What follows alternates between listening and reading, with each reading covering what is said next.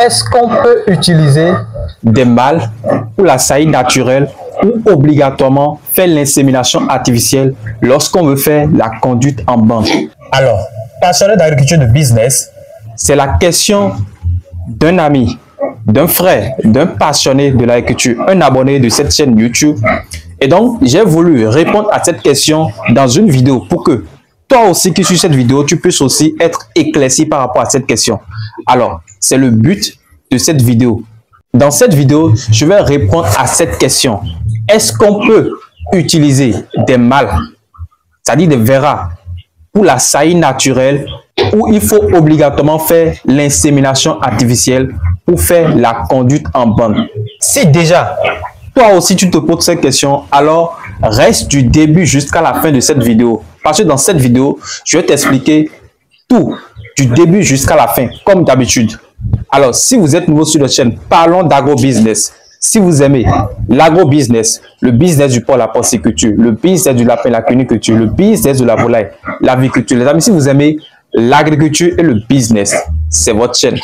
Abonnez-vous, activez la cloche de notification pour ne plus jamais au grand jamais louper de pareils contenus et partagez la vidéo sur les réseaux sociaux pour faire grossir cette magnifique communauté de passionnés d'agro-business. Est-ce que vous êtes prêts?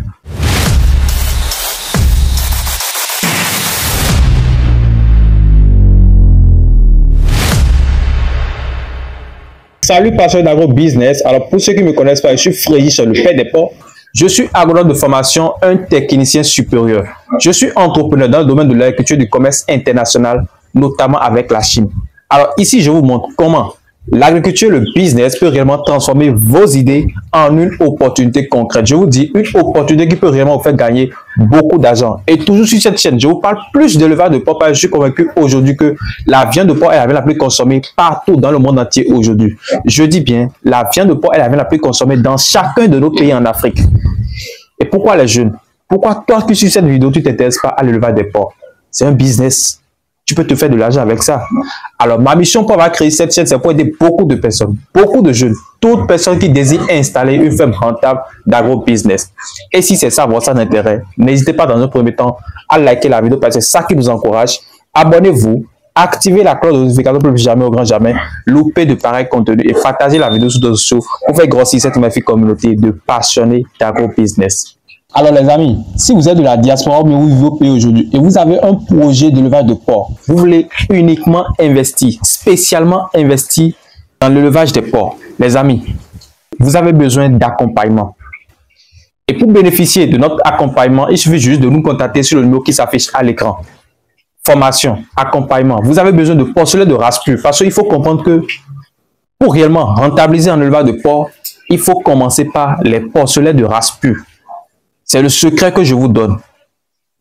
Il faut toujours commencer avec des sujets de race pure, sinon vous n'allez jamais rentabiliser. Et si vous avez besoin des sujets de race pure, contactez-nous sur le numéro qui s'affiche à l'écran. Vous avez n'importe quelle préoccupation, n'hésitez pas. Contactez-nous, nous allons vous répondre.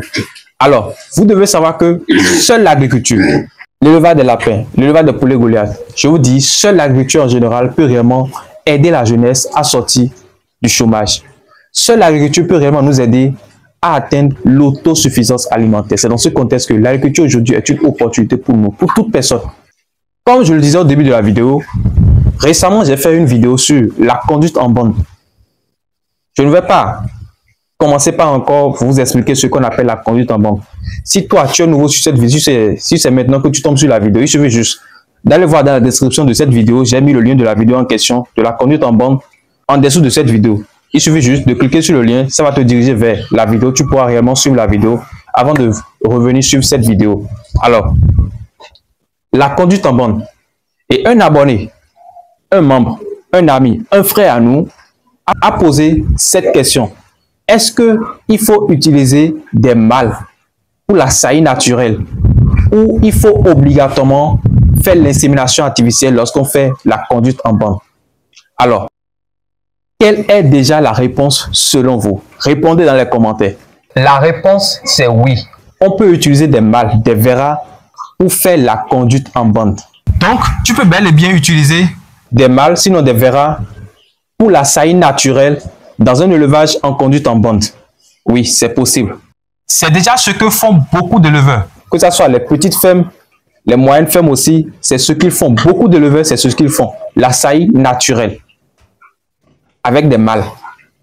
L'essentiel ici, c'est de bien regrouper les truies pour que les chaleurs puissent venir au même moment, dans les mêmes périodes, pour que le ou les mâles soient disponibles pour maintenant faire la saillie naturelle dans la période en question. Vous vous demandez déjà quand est-ce que l'insémination reste obligatoire, reste pratique, important. Ici, vous devez juste comprendre que l'insémination reste obligatoire, sinon pratique, important, dans des cas plus pratiques, dans des cas différents.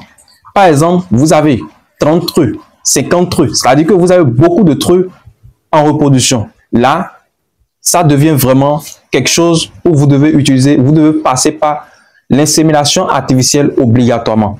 Mais vous devez juste comprendre que pour vous faciliter la tâche, le mieux c'est de passer par, ce qui est plus pratique pour vous, c'est de passer par l'insémination artificielle. Imaginez, vous avez 30 truies, 40 truies, 50 truies, 100 truies.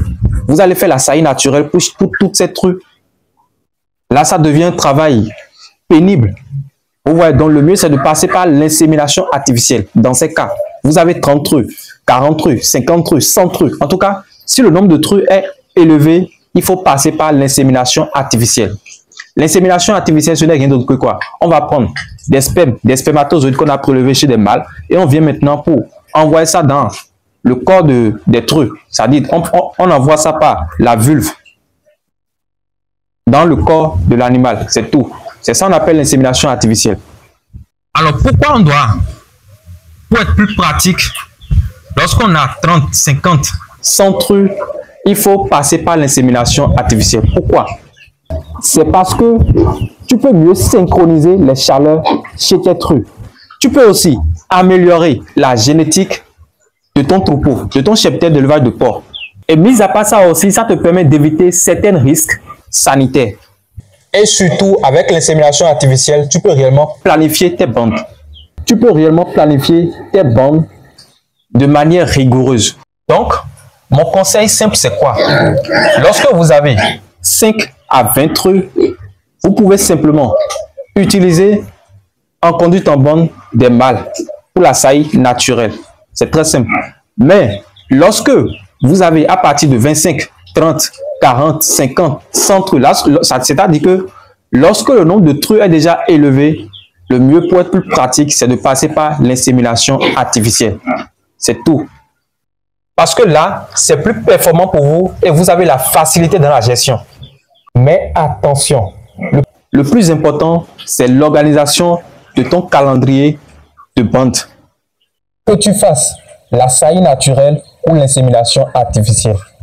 Voilà, j'espère que cette réponse t'a éclairé.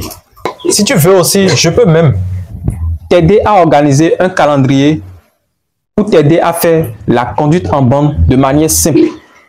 Dis-moi dans les commentaires, je te répondrai. Et si tu as appris quelque chose dans cette vidéo, n'hésite pas à liker la vidéo parce que c'est ça qui nous encourage. Abonne-toi si tu es nouveau et surtout active la cloche de notification pour ne plus jamais au grand jamais louper de pareils contenus.